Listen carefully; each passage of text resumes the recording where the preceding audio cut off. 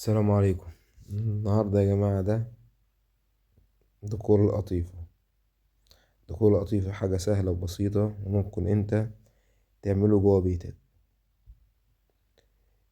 العدة اللي احنا بنشتغل فيها مالش بلاستيك ورولة، بقرة صغيرة، والفرشة بتاعتنا. في ناس بتقول على الرولة بقرة وفي ناس بتقول عليها رولة وكده يعني. اللي انا بشتغل بيها دي الفرشة بنلم بيها الزوايا، والرولة الشغل بتاعنا اللي احنا بنعمله ده هو بتاع الرولة. بعد ما بطلع وبنزل كده بالرولة، اما الف الرولة زي ما انتم شايفين كده اللي هي البقرة بلفها عشان تدينا شكل الشموع بتاعنا. وده طريقة سهلة وبسيطة. اللفة بتاعتنا اللي انا بوريها لكم دي،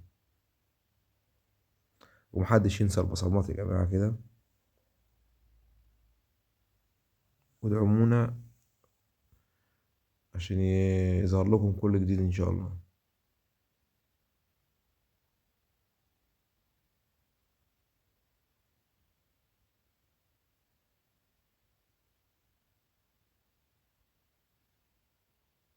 هي التقطيعة كده يا جماعة لازم يكون التقطيعة في اتجاه واحد.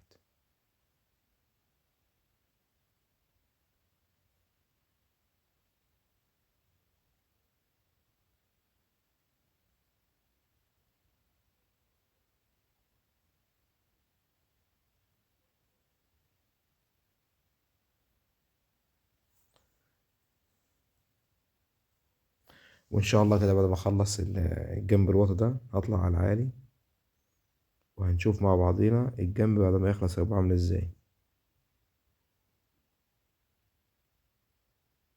خلصت الجنب الواطي، طلعت على الجنب العالي دلوقتي.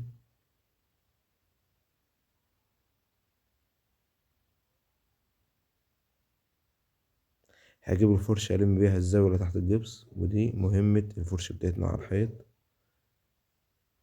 دي أهم حاجة. ده شغل الفرشة بتاعنا. بعد كده بحط فرشة مكانها وبشتغل بالبقرة بتاعتي زي ما أنا كنت شغال كده. بطلع وبنزل بيها، وبعد كده بلف البقرة وبشتغل بالمناجة عادي. الشغل بتاعها سهل وبسيط على فكرة.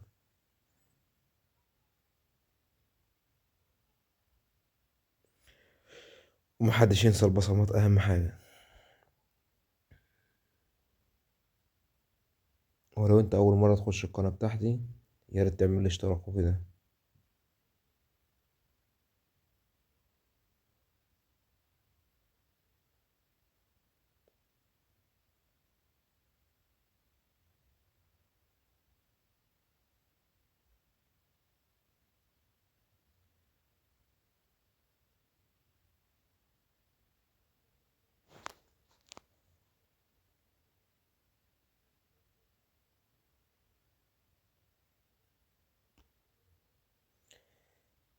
بعد ما بطلع وبنزل كده بلف البقرة زي ما أنا شغال كده. هلفها العكس كده عشان تديني شكل الشموع بتاع الجنب اللي أنا عايزه. وهو الشغل ده اللي بيظهر في الآخر معايا.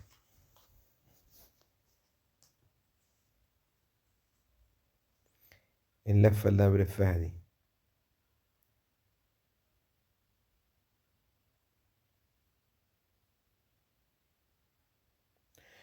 وملحوظة يا جماعة، لازم تكون المونة شحمة عشان التقطيعة تظهر معايا.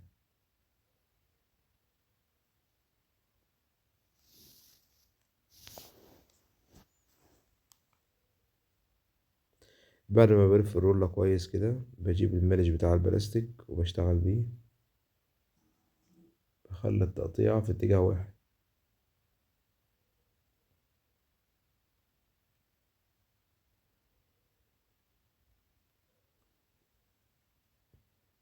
مش بدوس قوي في الحيطة، لازم أكون حنين على الحيطة عشان خاطر التقطيعة تظهر معايا بشكل سلس جدا. ودي أهم حاجة دي.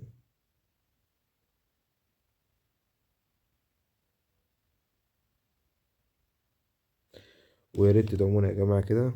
وده احنا خلصنا الجنب بتاعنا. لازم الشغل يكون متناسق مع بعضيه، زي ما انتوا شايفين كده الشاشة مع الجنب مع القلوب اللي في السقف مع الكورنيش بتاع الجبس كده. محدش ينسى الاشتراك بتاعنا ودعمونا، والسلام عليكم ورحمة الله وبركاته.